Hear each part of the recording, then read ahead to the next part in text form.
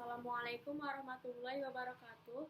Nama saya Dela Devina dari Perguruan Tinggi Negeri IAIN Syanurjati Cirebon, jurusan PIAUD semester 3 kelas A. Di sini saya akan mempresentasikan tentang pengembangan kurikulum pendidikan anak. Kita langsung saja kepada pembahasan mengenai pengembangan kurikulum pendidikan anak usia dini. Pengembangan kurikulum sesuai perkembangan anak. Dari banyak literatur mengungkapkan bahwa dalam mengembangkan kurikulum PAUD harus sesuai dengan kebutuhan perkembangan anak atau yang dikenal dengan konsep Developmentally Appropriate Practice yang biasa disebut dengan DAP.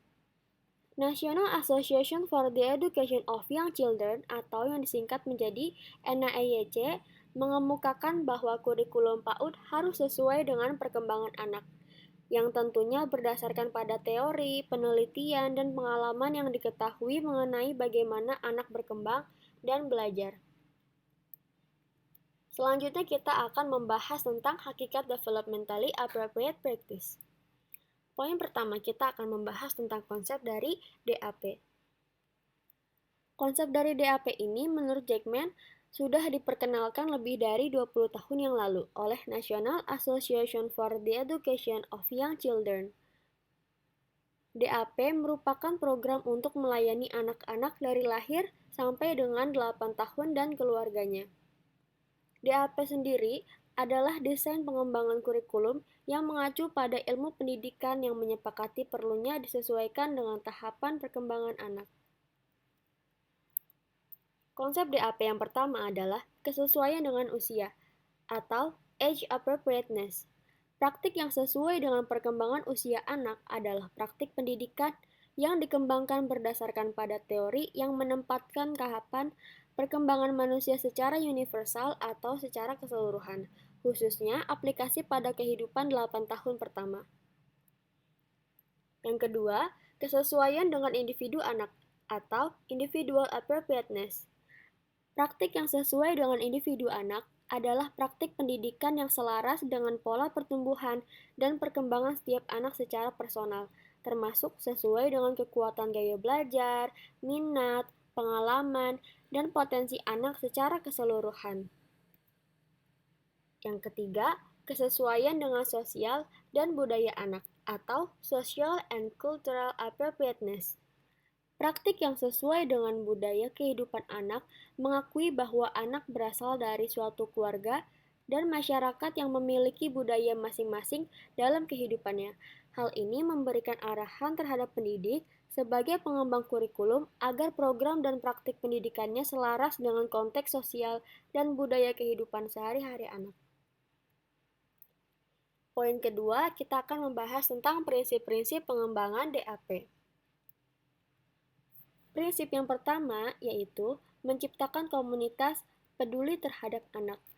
Program berbasis DAP mendorong agar anak dalam berbagai program anak usia dini menciptakan lingkungan yang berpusat kepada anak.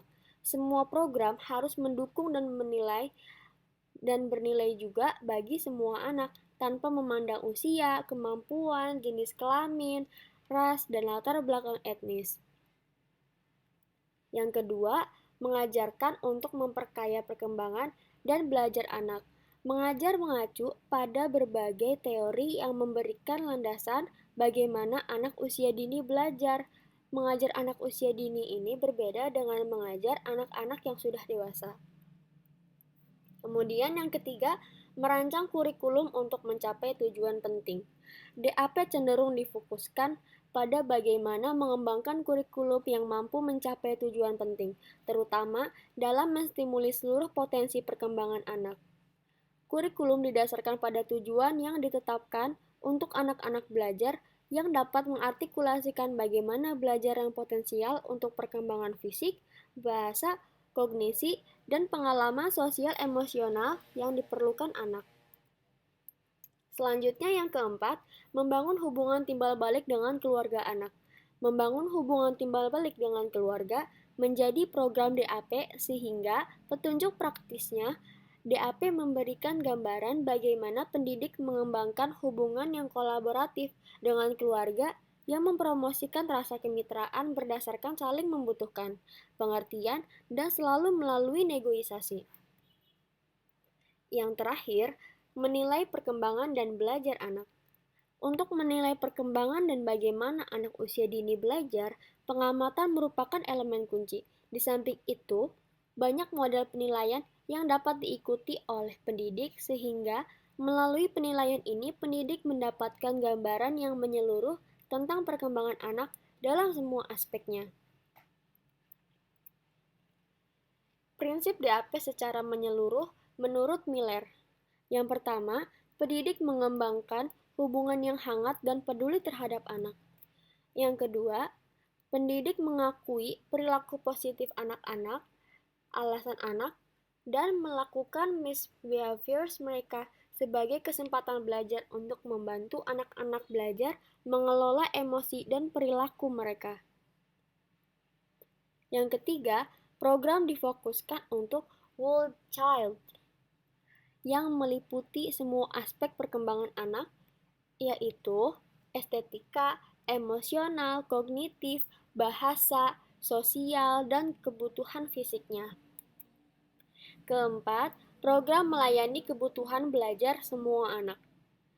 Program ini melayani semua anak, termasuk anak-anak yang memiliki kebutuhan khusus.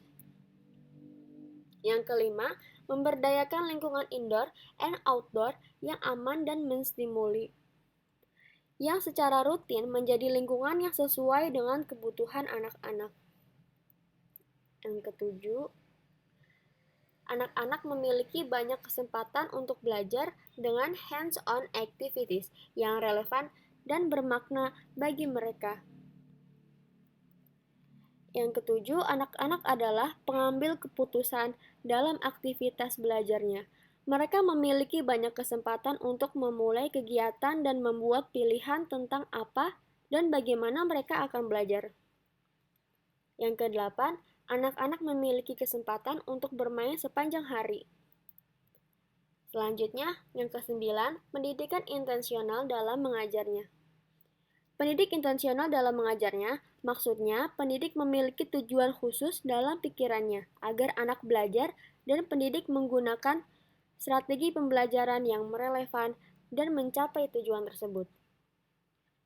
Yang ke-10, aktivitas belajar diarahkan pada lebih dari satu disiplin, seperti membaca dan sains, dan lebih dari satu domain perkembangan pada suatu waktu.